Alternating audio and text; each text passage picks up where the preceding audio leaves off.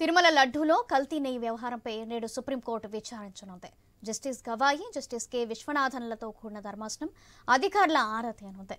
తిరుమల లడ్డూ విషయంపై నిజాలు నిగ్గు తేల్చేందుకు సుప్రీం పర్యవేక్షణలోని కమిటీ ఏర్పాటు చేయాలని బీజేపీ సీనియర్ నేత సుబ్రహ్మణ్య స్వామి, ఎంపీ వైవి సుబ్బారెడ్డి పలువురు పిటిషన్లు వేశారు.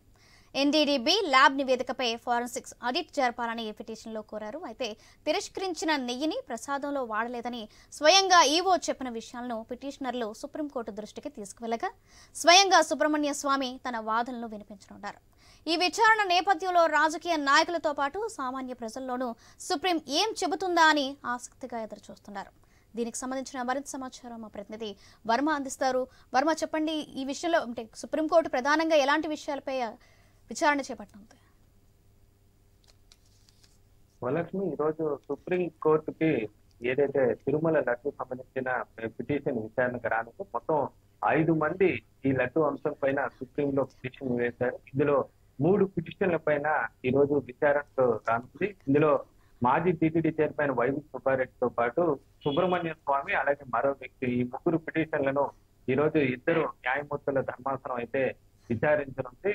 దీంతో సుప్రీంకోర్టు దీన్ని ఏ విధంగా దీనిపైన రెస్పాన్స్ అవుతుందన్న ఉత్కంఠ అయితే సర్వత్రా ఉందని చెప్పచ్చు. ఇప్పటికే లడ్డూ వ్యవహారం పైన హైకోర్టులో కూడా పిటిషన్లు దాఖలైన పరిస్థితి అయితే ఉంది. మరోవైపు ఏపీ ప్రభుత్వం కూడా దీని మీద సిట్టుగుడు వేసి సిట్టుగుడ్డ దర్యాప్తు చేస్తున్న సమయంలోనే సుప్రీంకోర్టు చేసే వ్యాఖ్యలు కానీ, సుప్రీంకోర్టు ఇచ్చే ఏదైనా దీనిపైన ఆదేశాలు అత్యంత కీలకంగా మారతాయని చెప్పుకోవచ్చు. సుప్రీంకోర్టు డైరెక్షన్ ఒకవేళ ఈ కేసు సంబంధించి ఇస్తే దాన్ని ఖచ్చితంగా దాని ఏపీ ప్రభుత్వం కానీ మిగతా కింద స్థాయి కోర్టులు కూడా తప్పనిసరిగా పాటించాల్సి ఉంటుంది.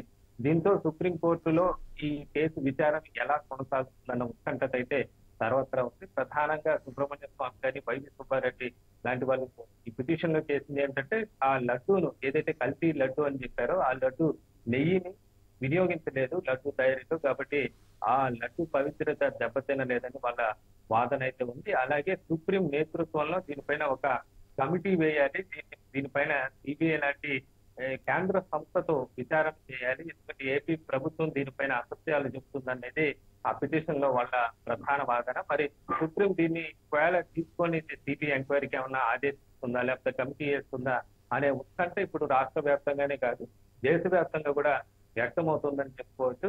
ఇక తిరుపతిలోను సిట్టు దర్యాప్తు ఈ రోజు 3వ రోజు చేరుకుంది.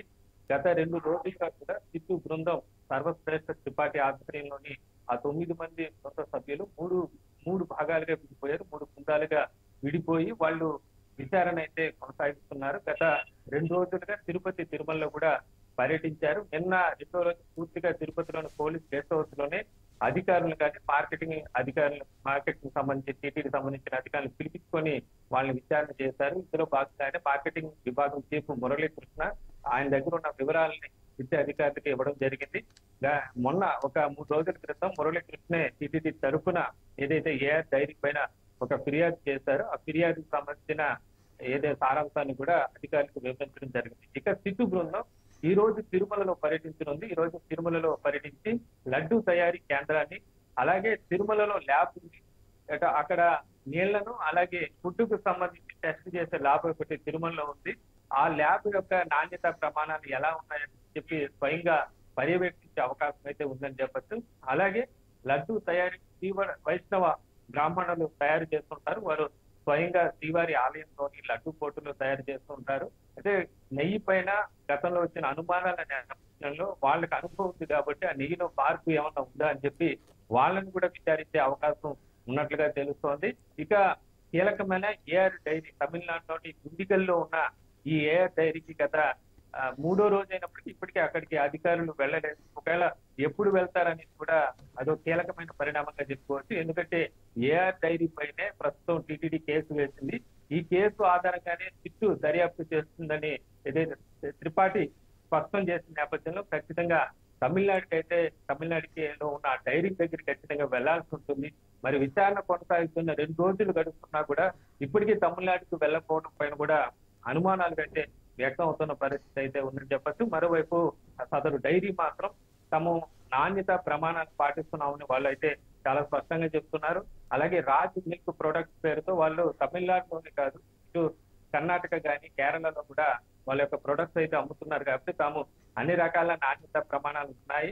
తాము టీటీడీకి నెయ్యి సరఫరా చేసినప్పుడు కూడా ఒక ప్రముఖ ఏదైతే ల్యాబ్ టెస్ట్ రిపోర్టును కూడా టీటీడీకి సమర్పించాము. టీటీడీ కూడా ఆమోదించింది కాబట్టి ఇందులో మా తప్పు ఏమీ లేదని కూడా చెప్తున్నారు. అలాగే FSSCI అంటే అది కూడా కంపెనీకి సంబంధించి కూడా రిపోర్ట్ ఇవ్వాల్సిందిగా కూడా ఆదేశించిన నేపథ్యంలో ఆ రిపోర్ట్ సబ్మిట్ చేసే పనిలో కూడా ఆ కంపెనీ కూడా ఉన్నారు.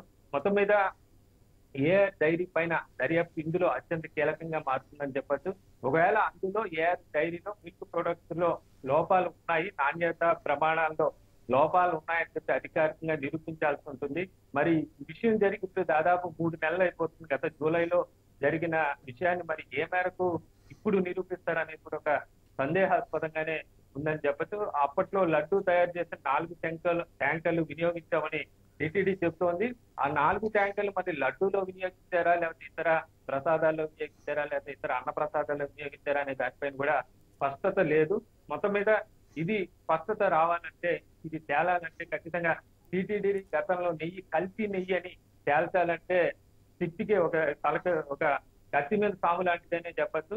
ఎందుకంటే దీనిపైన ఆధారాలు సేకరించాలంటే చాలా కష్టతరంగా మారే అవకాశం అయితే చాలా ప్రస్తుతం ఉన్న పరిస్థితులు బట్టి అయితే తెలుస్తుంది. గతంలో ఏదైతే టీటీడీ శాంపుల్ పంపించిందో NDDPకి, ఆ శాంపుల్ లో కూడా ఏఆర్ డైరీ ప్రస్తావన లేదు. కేవలం ఒక శాంపుల్ మాత్రమే టీటీడీ పంపించింది. దాని మీద టెస్ట్ ఇచ్చామన్న నివేదిక మాత్రమే అందులో ఉంది. దానిపైన కూడా ఇప్పటికీ NDDP అధికారికంగా కూడా స్పందించలేదు. తాము టీటీడీకి ఒక నివేదిక ఇచ్చామనేది.